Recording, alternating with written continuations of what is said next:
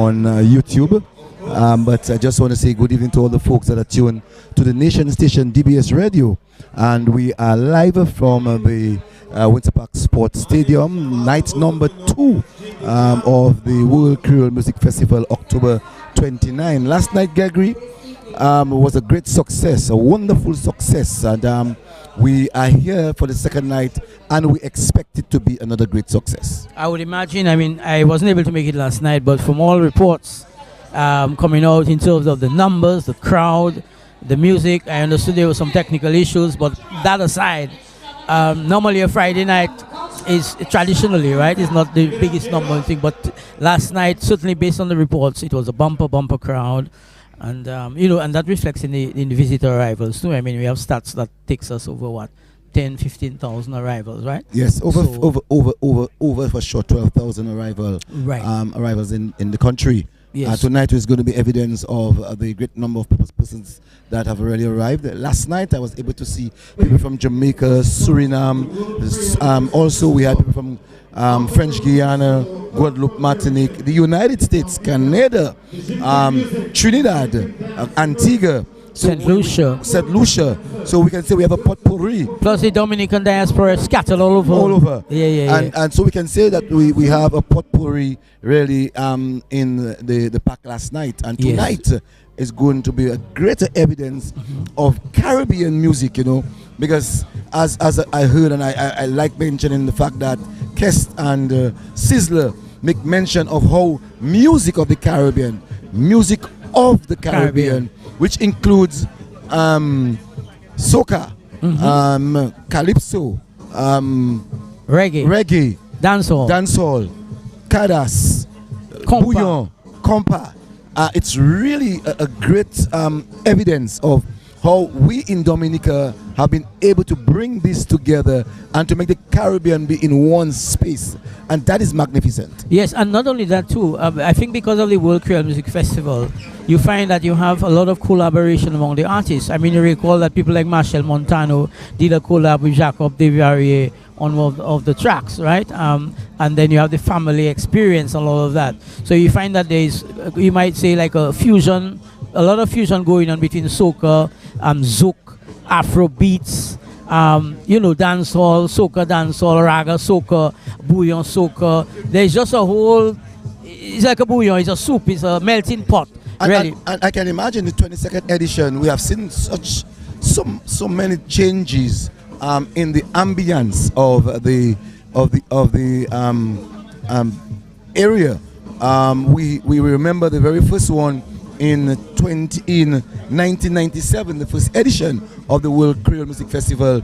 I understood that the government at the time spent some $400,000. The second year, they had to spend $100,000, and that's evidence of information given by the Minister of Finance. Right? Actually, he said they asked for 400,000, and he gave two. And he gave two. But run with that. Yes. Try a thing. Yes, and as you heard, quite a lot of debate was going on, Of course. But I'm hearing quite a lot of stories as to how the festival has begun. We heard the Minister of Finance at the time, Julius Timothy, said that he was the one who mentioned about bringing it together. We have heard of other stories, but doesn't matter whoever. But the thing is, Cecil, right? The whole, as we explained in the DBS forum, right? Do you remember the forum at UALA speak? The vibes, the discussion around staging a festival really started in the early part of the 90s. 1995. Guys, we would meet guys on the street corner, and we hang out. They say, boy, we really need to bring try a thing, that music thing at the festival going. And so you find around what I call the musicians and professionals and movers and shakers, there was a discussion informally going on. And as Sobers mentioned in the documentary, the first formal initiative at the level of the authorities began under the tenureship of Charles Savrin. But then his tenure was short-lived and the government changed. And then Sheridan Gregoire, who then headed the NCC. And Julius Timothy. But if you remember, Greg, sorry to cut you short. If you remember that before that, you had this guy, Loftus Emmanuel, who himself began doing this thing together with Jeff Joseph at the Newton Savannah, trying to bring Caribbean music together. and we know of the success or failures of those events, and we also saw DBS itself organized a kind of festival for 1 year, and the cultural division, I recall, organized one. Right. Groovers actually won it. Right. So it has always been something that Dominica themselves have always been aiming towards. That's correct. And so the talk of a festival has always been. It has been around for a while before it finally gelled in 95, 96, 97. And we all know that the kind of discussion that ensued around it, whether it must be one every year or every other year, whether government should privatize it, whether government should put all of the monies in it. We know quite a lot of discussion went into it. We heard that Mr. Lander, Ronald Lander, made mention that the third year, that's when they saw they broke even. You know, I think they spent $1 million and got back $1 million. Right. You know, and so and it started way back then, 26 years ago or 25 years ago, and you realize that at that time the gate receipt was $40. Right. Because we wanted to see where that was going to lead us. But we must say thank you to the French territory, who have really come on board from the very beginning. You know, the media, and all the actors in there, the travel agencies, the ferry services, and all that. So we tied in really the sort of French economy into the economy of the festival back then. That was very, very, very important for the festival. And now we are seeing, huge sponsors are now involved in this event, because they're seeing not only profitability, but they're seeing the value of the festival towards the Caribbean, because it's really touching the heartbeats of people of the Caribbean. When you have people from Trinidad, people from Jamaica, people from Barbados, because we have had Barbadian groups here also. Right. Dominica, the French territories, Haiti. It's of great importance and great significance to understand the success of this. It's not just Dominica, and that we have to also compliment the Caribbean people, the Caribbean fanatics of the World Creole Music Festival. I want to get back to the media thing, right?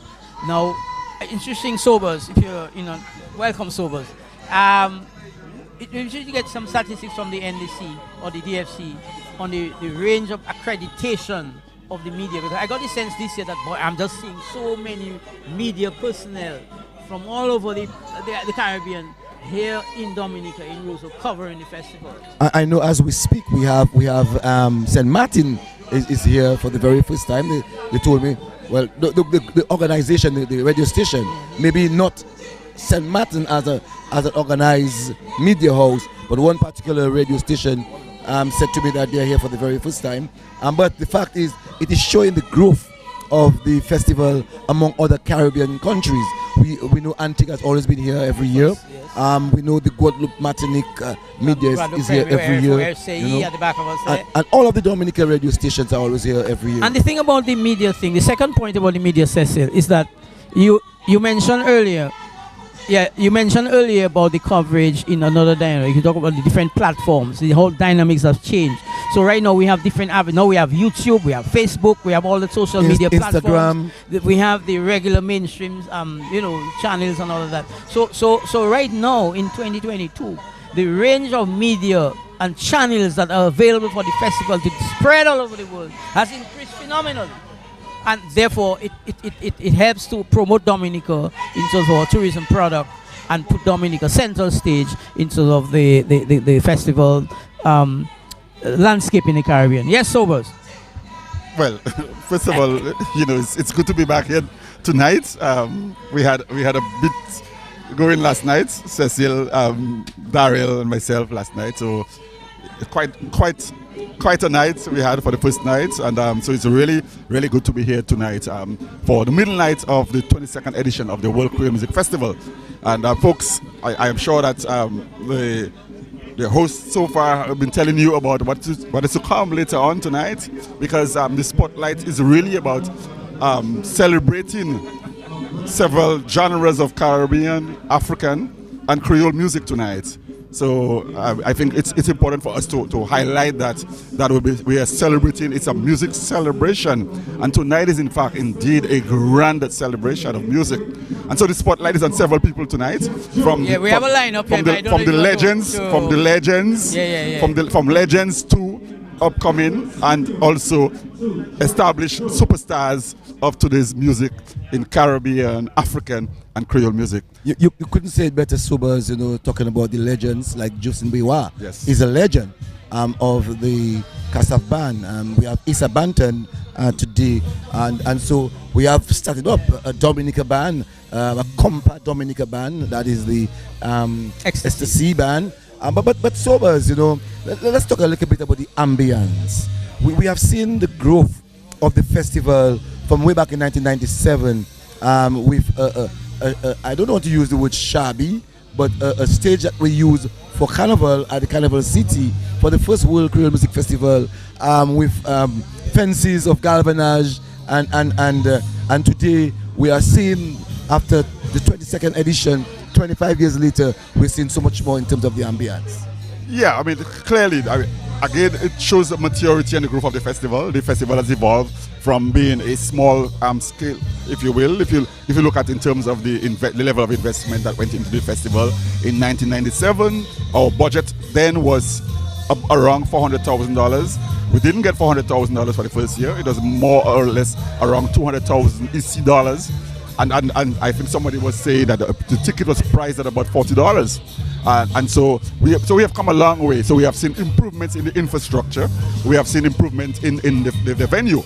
We have moved from the grammar school grounds to the Goodwill Savannah, and now to a brand new or recently built sports stadium with all the amenities right here for people to enjoy. Of course, we have seen incremental growth in terms of the personnel that behind the festival, in terms of who the people who have been planning the festival and managing the festival. So there's been a lot that has gone on over these 27 years, and we should be proud of it.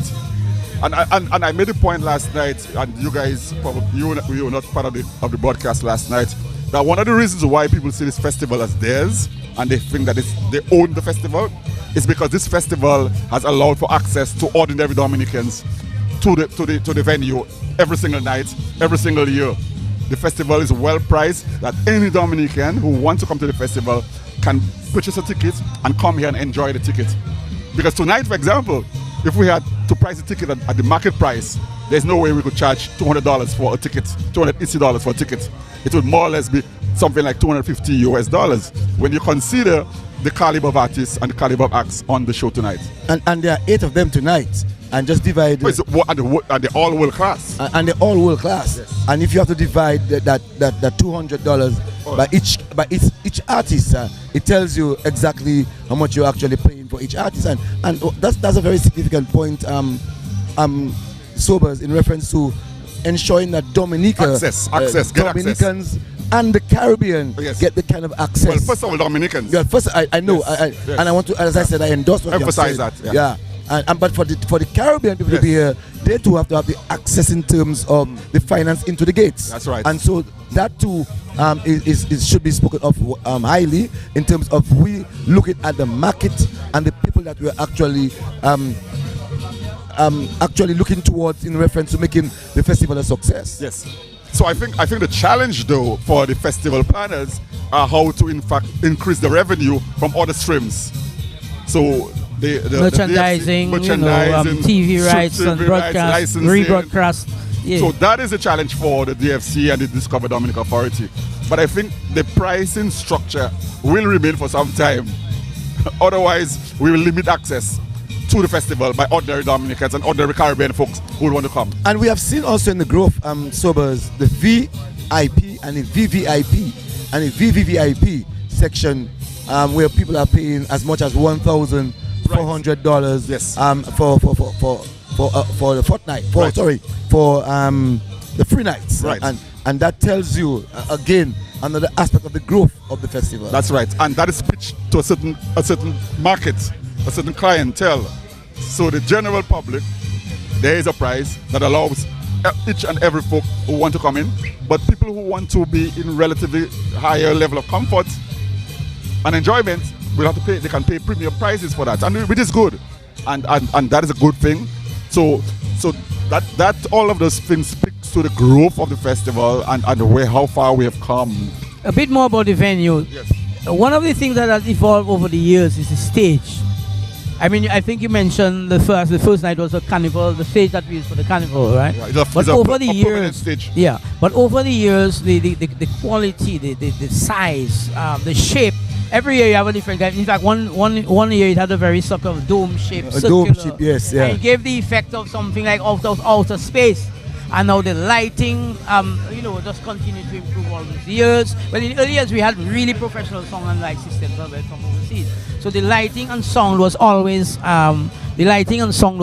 really at a very high standard. So one of the things that really and the stage is important because it has to do with how the bands present themselves, how they line up themselves on stage. We're talking about pyrotechnics, smoke screens and mirrors and all this kind of special effects to give you a sort of a visual, not only just a sonic experience of sound, but also it's a visual experience. Tonight I'm coming into the festival ground, so I'm just imagining myself as a visitor. So when I got to the outside, you have all these barricades and stuff. Now I was searching for the media entrance, right? So you can see there were several entrances. And you have the entrances for the patrons normally, then you have the media entrance, you have the other entrance for caterers and whatever it is. But the point is you can, from the very outside of the street, you can see a sense of planning, organization, method in the way the whole thing is set up. Then when you pass the gates, you do security stuff, you get to the grounds, the food court is all there. There's lots of decor. You can places where you can take photographs and selfies and all of that. And there's a stage as well down on the outside for all kinds of things happening. Because there's a whole set of, there's another world out in the food court, Even wild things are happening on stage. Yes, there's another different life in in fact, some guys come to the festival, they probably never enter the main stage area. They out there hanging with the guys that they haven't seen for so many years. Yes. And then you cross that fast section and you get into the main stage area, which is just another experience altogether. So all that lends itself, the fact that you have a better venue. In fact, I told some of my friends too that this venue is also rain resilient. Remember back in the days when it rains in Pottersville, Savannah, Labu and white water. That is a word that we use. The Gaelers Power Union and Elephant Man was in Dominica. Okay. And I remember 2006. Right. Elephant Man and the Gaelers Power Union. Yeah, Greg climbed the greasy pole. Right. It was a labu day. Yeah. But this venue here, the stadium, is pretty much rain resilient. You got to the stands, you can go on shelter. Who wants to be rain wet in a wet fed style? Well, you just take the rain, you go on there again. You just lots of places to shelter, generally speaking, in terms of extreme weather. And even the security system, we can talk of the 22nd edition thus far. We have never seen any violence. I've never seen a band associate stop because no major incident. Nothing like no major. There has not ever been. There have been some. I mean, the closest thing to a major incident was when the stage began wobbling. Right. Remember? Yeah, that's the closest thing. I was about to say that. It was a wind. It was a heavy wind. Yeah, that's Saturday night. Yeah. That was a hurricane. Yes, it was like a hurricane. Yes. Hurricane Thomas. That was probably the closest they got to. That was 2010. That was 2010. Right. Yes. Right. We had to abort the festival. Yes. But other than that, it's just by in terms of people's discipline, people getting and participating. I mean, this is a wonderful environment. Exactly. That's always even for example, the idea of smoking cigarettes and so, you go, a lot of our visitors, they smoke a lot, right?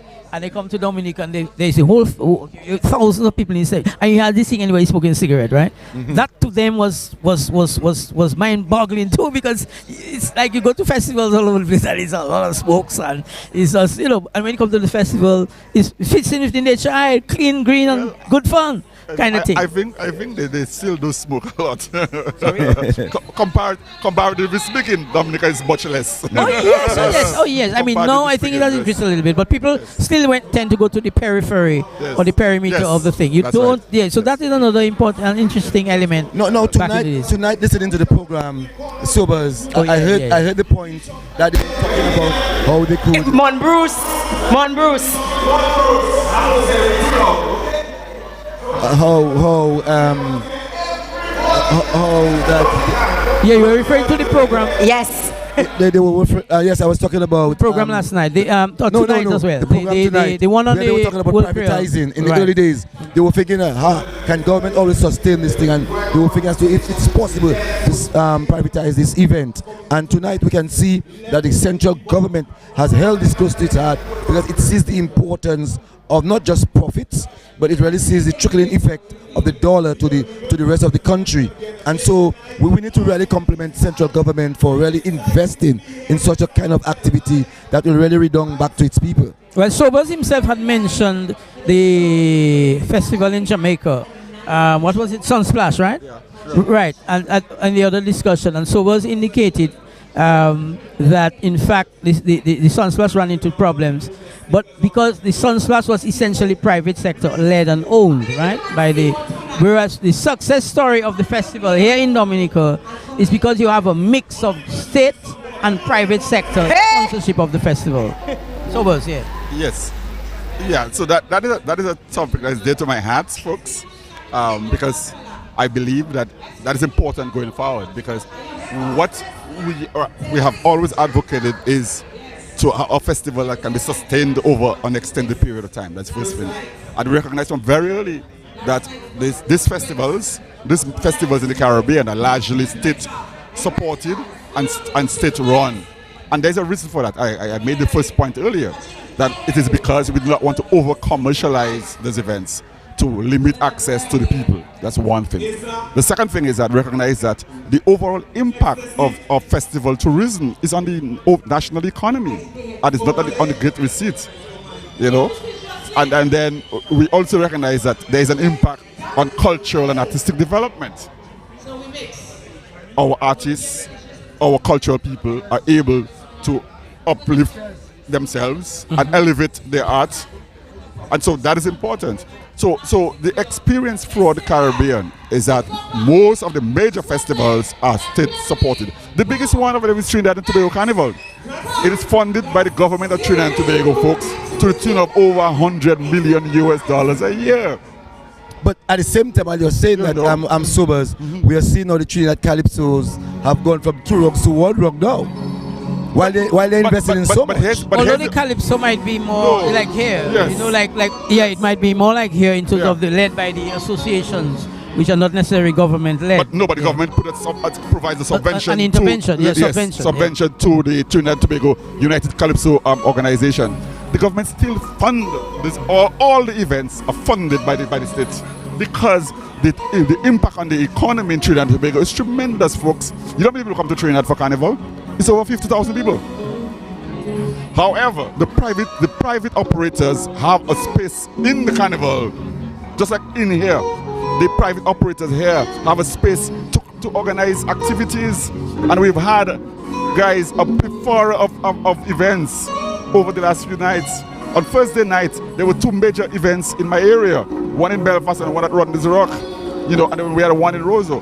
So it's what that says. A lot of fringe events, you might say. And that are privately managed, privately funded. So that is a model that has worked for us. I don't say it kind of change next year, next 2 years, but currently, that what works for us is to allow for the festival to be. Well, I'm going to try to get the Honorable Prime Minister tonight to come and speak first. And normally I try to get him every Saturday of the festival. Yes. And I'm sure tonight I'll get him. Yeah, we have spoken to him multiple times. And we would have to maybe forward that question to him, whether or not he's seen the investment of the World Creole Music Festival as a tangible investment. Value for money. Getting the value for money, you know. But I can hear him talking about the tripling effect.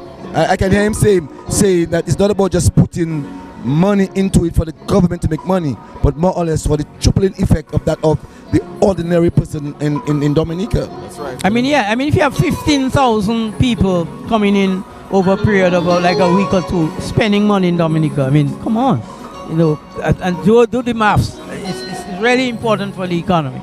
Absolutely. I mean, all around Roseau for the last couple of days, it's just a buzz. I mean, all the vendors, you know, caterers, you know, the drinks, the bars, everywhere is all just, it's a move. It's a whole, Roseau has just become, during the festival, Roseau is just one big party city, you know. I mean, every street corner, bars, all from Pottersville going all the way back, probably from Newton. I went through Maho last night, very, very, just about the thing. And I mean, Maho, there are how many sound systems in Maho, you know, coming through. So, just put your eyes to the east. Are you seeing light at the back there? Huh? Yes. Right. Yes. You know what is in my mind? I've been saying so for some time now, that we are very close to the Rosa River.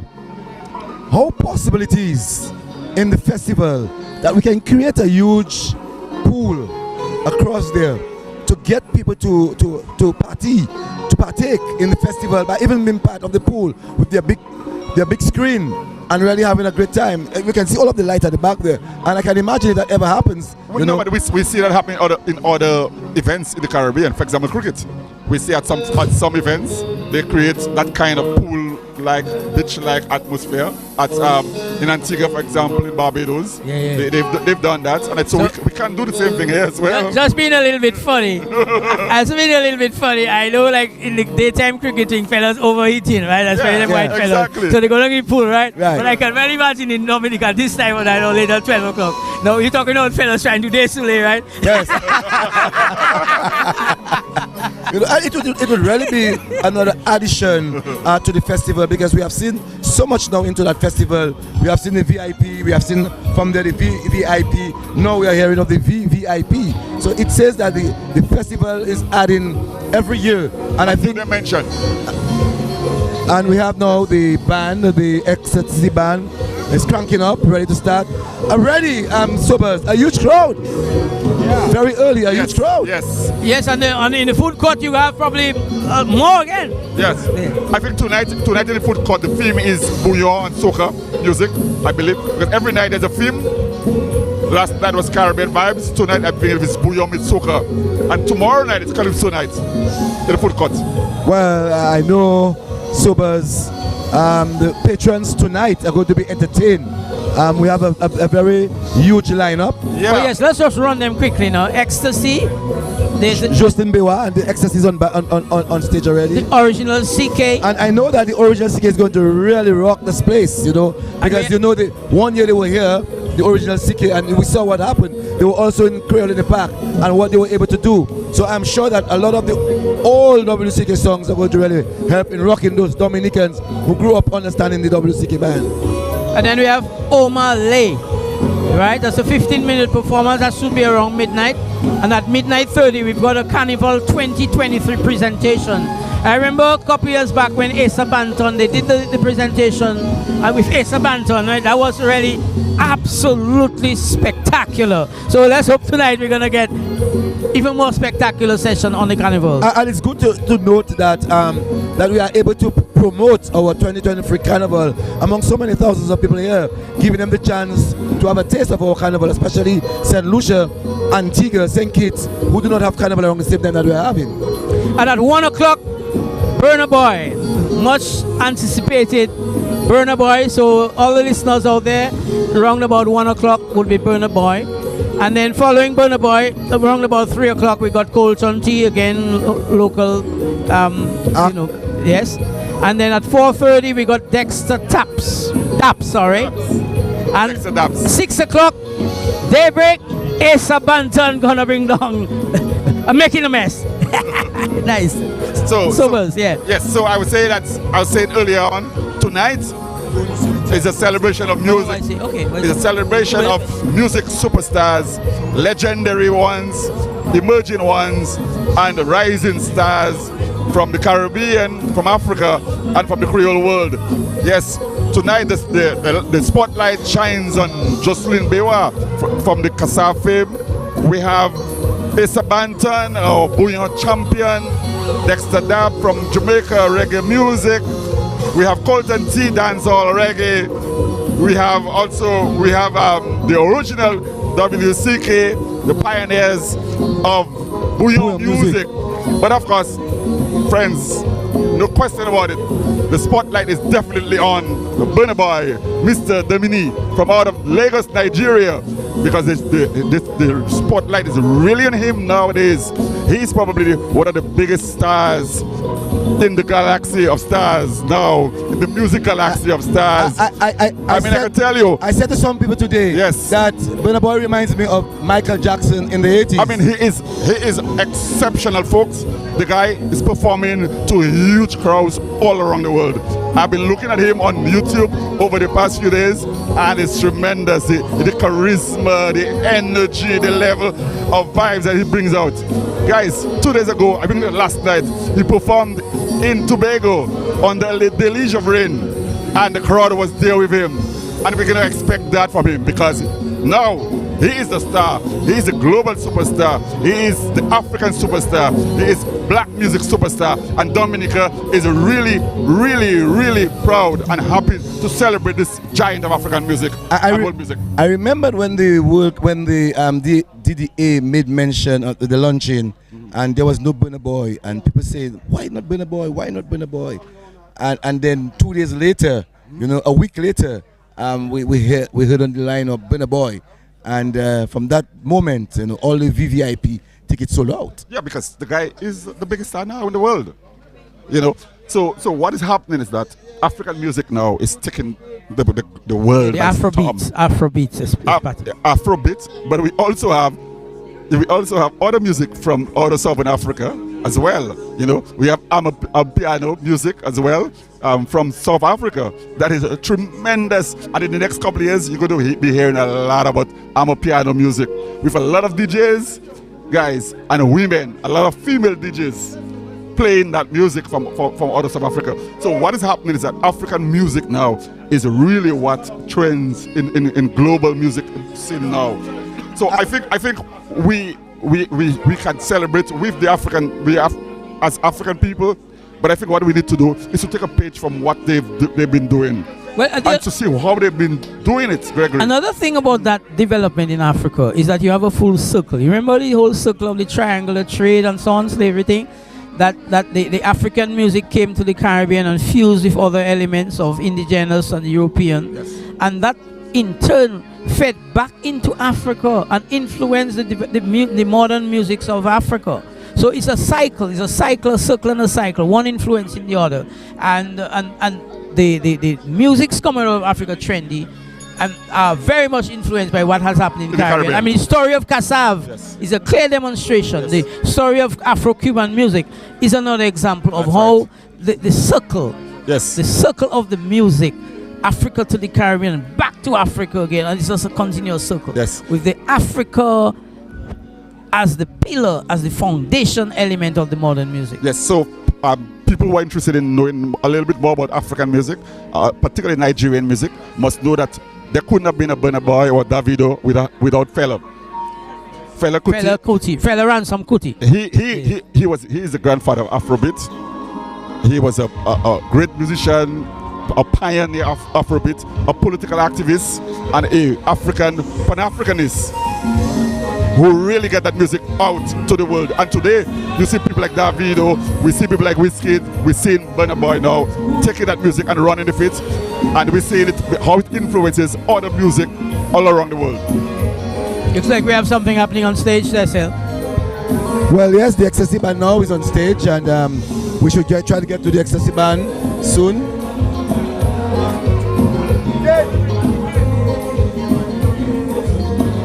Well, we can continue until our technicians really solve some of the problems that they're now trying to sort out, so that we can get the music from stage. Speaking to the main engineer for the DDA. So that's the first act, but we're just doing the technical. But so as the crowd is building up, very, very, very fast, very quickly. Yeah, I suspect a lot of people have tried to get into the park earlier than normal because they recognize that there'll be a rush into the park later on. So you can see already even what time it is now.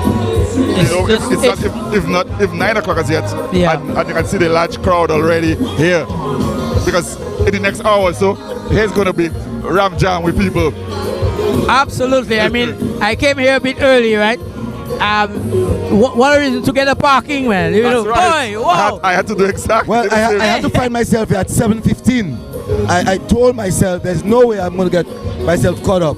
So I came in here at 7:15 just to ensure that I am not part of this crowd, that big congestion that's going to be both from traffic and human bodies. Yeah, like me too. I got across to the riverside. I got I got in easy, here. Man. I got in here. Oh, you got in here. Wonderful. You know?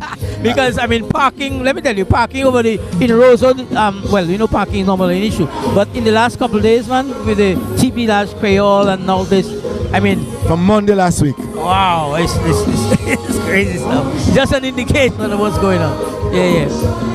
And the ecstasy band is on stage, and we're trying to solve some problems from that of the TTA's engineer. There's a small hum, guys, and they want to ensure whatever goes out there top quality. Perfect, top quality. Yeah, because we had some difficulty last night. I got some reports about some technical glitches last night at some point during the broadcast. Yeah, we can talk a little bit about the band. I mean, you know, the band is from Peninsula generally. Most of the guys are from the Peninsula, and they specialize in Haitian compa music.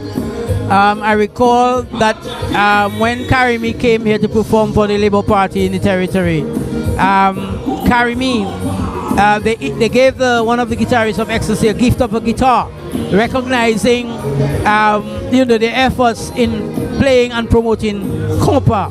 The band was affected by Tropical Storm Erica, which of course had hit the community, and they had to actually be relocated. And one of the band members was also in an accident some years ago. Right. I think from a tour. Right. And passed. So they had that difficulty beyond their control, you might say, you know. And but they still managed to stay together, keep together, and here they are on stage this evening. So, and as we're saying this, we're seeing a French flag, blue, white, and red. That's a representation of France. So the person comes either from Guadeloupe or Martinique. You know, a true representation of the French here tonight. Indeed. Last night I saw Jamaican flags here. I saw Antiguans. I saw Suriname too. I saw Suriname flag there last night. I saw French Guiana last night, and it was really amazing. So I think what I'm going to ask of the festival now to do, Sobers, is to now purchase some flags or get some flags for the next festival. When people are coming in from wherever you're from, hand you a flag so you can give a true representation of your country on arrival at the stadium. Oh, you have a lineup of flags. You see, like at Fort Young where you have all these flags? Exactly. So at the entrance, you have all this Caribbean flags. Truly Caribbean festival. Yeah, that kind of stuff. Including the French speaking, Dutch speaking, Portuguese speaking, whatever language is speaking, we want to have the flags of all Caribbean countries. Yes, we're truly regional, truly Caribbean. And Stoppers, we must not eliminate the fact that we just came from 2 years of COVID-19, and to have a successful festival of that nature. We remember in 2019 we had also the situation with Hurricane Maria. 2018, yes. And we saw the kind of presentation that we were able to make to the rest of the world in 2019. And 2019, it seems like as if, you know, Dominica has been very resilient and be able to really produce something even better during the period of when we have found ourselves into danger. But I think what that says also is the power of music and entertainment. The music and entertainment has that power to captivate, to capture people's imagination. Because life without music, can't live without music, folks. Can't live without entertainment. Obviously, we have to do it in a clean way. We have to do it in a respectable way. But we always need music. We always need culture. We always need art. Especially in times of disaster. That's right. When we are talking about recuperation and rejuvenation, music is sort of like a motivator. It gives you, and it's part of our culture. It's very much ingrained in African culture, in indigenous people's culture. When we work, we have to have music. Back in the days, I mean, belly drum was beating while we were working. You know, so music, women are doing their house chores on a Saturday morning, the radio blasting, you know. So music is really part of our DNA in that sense. So it functions in very myriad ways in the society. Yes. And I would also like to see, so but as we are speaking, we know some time ago, a few years ago, a popular genre was reggaeton. It never really found itself on our stage. Yeah, from Puerto Rico. Yeah, Puerto Rico especially. It was a big thing. I think about 7-8 years ago. Well, reggaeton is still popular in particularly Latin America. Latin American countries, particularly Central America. You know, countries like Panama, Costa Rica, Cuba as well. Cuba, Dominican Republic. You know, so it is an opportune time now, I think, that we can get the Spanish onto our stage. Definitely, folks. That's what we were saying on Tuesday night at this forum, that we are in redefining that music that we want on the stage. We have to look at all of those genres. We have to look at all of those influences and to package them in a way that we can really excite the Dominican, the Caribbean, and Creole world. As the crowd is growing, so the band Ecstasy themselves is getting more confident on stage. So let's go on stage now to get you the Ecstasy band.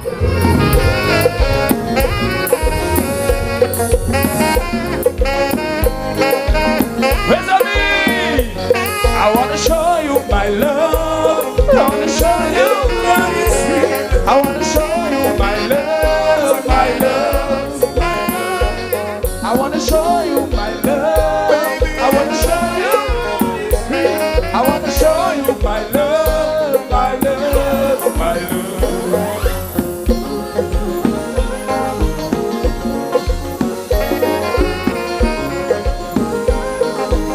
Good fanatic ecstasy. Anybody from Guadeloupe in the house? Anybody from Martinique? Anybody from St. Lucia? Anybody from Barbados in the house? Haiti, Sherry? Miami? Dominica! Jump, jump, jump, jump, jump, jump, jump, jump, jump, jump, jump, jump. I think you tell my shade.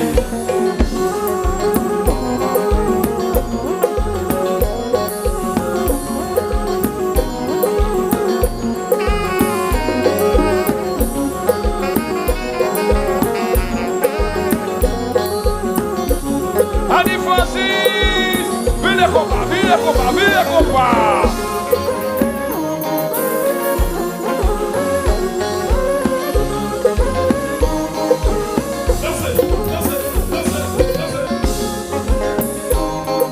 Regarde ça. Veni mon vini. Vini. Ouye. Ça va.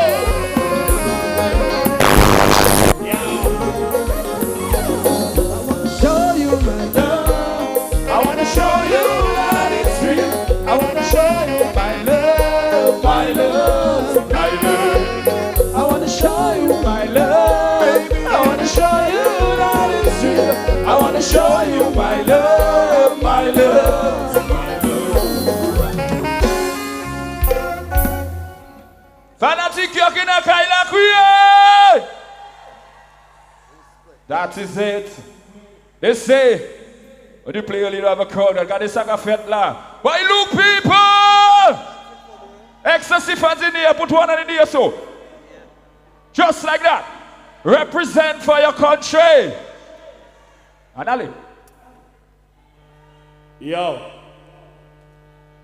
Est-ce qu'il y a des gens qui sont à Guadeloupe? Guadeloupe? La Mount-Sidi, qu'est-ce qu'ils ont là? Saint-Lucie? La Dominique? All right. Only look. We're going to introduce a friend of the band.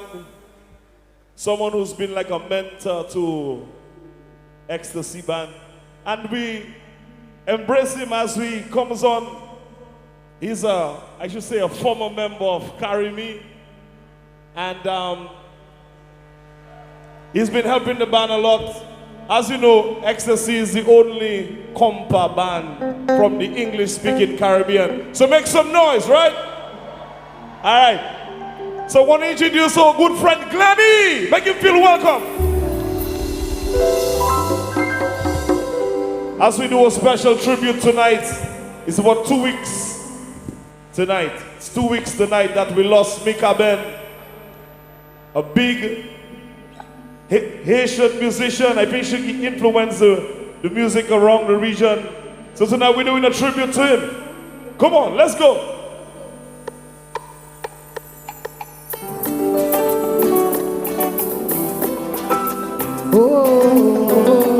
Tout le monde, levez la main, levez la main, levez la main.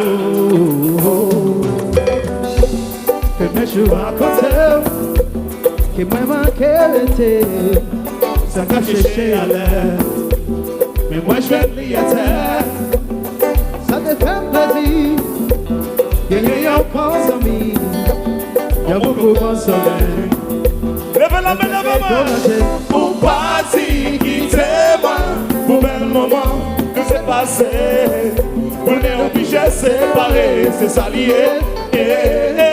Ou pas si quittez-moi, c'est avec vous que va player. Ça vous la vie, moi, pas complet, tout est soufflé. Dépasser des années, nous pas jamais mourir, pas mieux raison qui fait, relation pas marcher, de tout chéri. J'ai fait tout ça, ouki, t'es levez la main, levez la main, levez la main. Pour pas si quittez-moi, pour bel moment, nous c'est passé. On est obligé de séparer, c'est s'allier. Pour pas si quittez-moi, c'est avec vous que moi player. Ça nous l'a vu, moi. Laissez y aller, laissez y aller.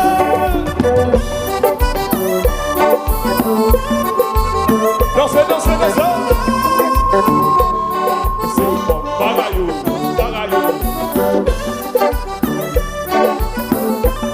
You see this one coming up? If you know it, I want to hear you sing. Yo! Oh, yo, yo. Ay, ay, ay. Oh, yo, yo. Oh, yo, yo. Ay, ay, ay. Oh, yo, yo. Listen to me. Whoa. Whoa. Whoa.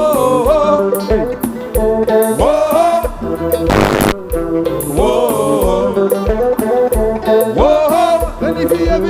Listen, y'all, listen. Whoa, yo, yo. Why, ay, ay. Whoa, yo, yo.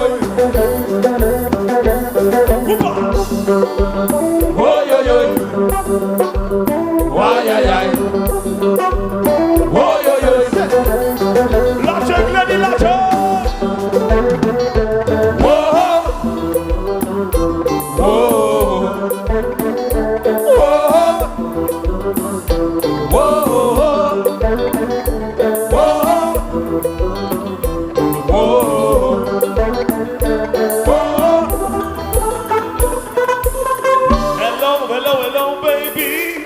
Just wanted you to know, gotta have a brand new car. Gotta have a Jaguar.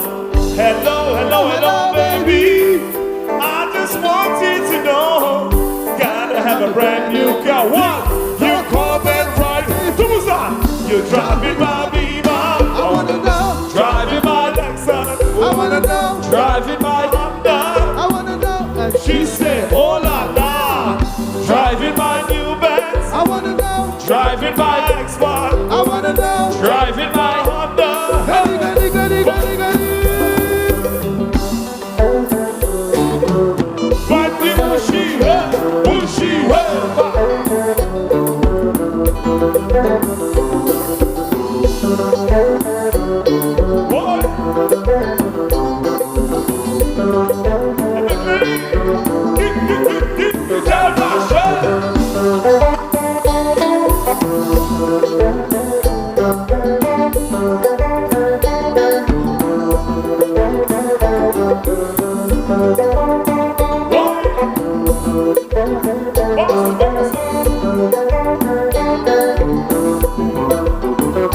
Yeah.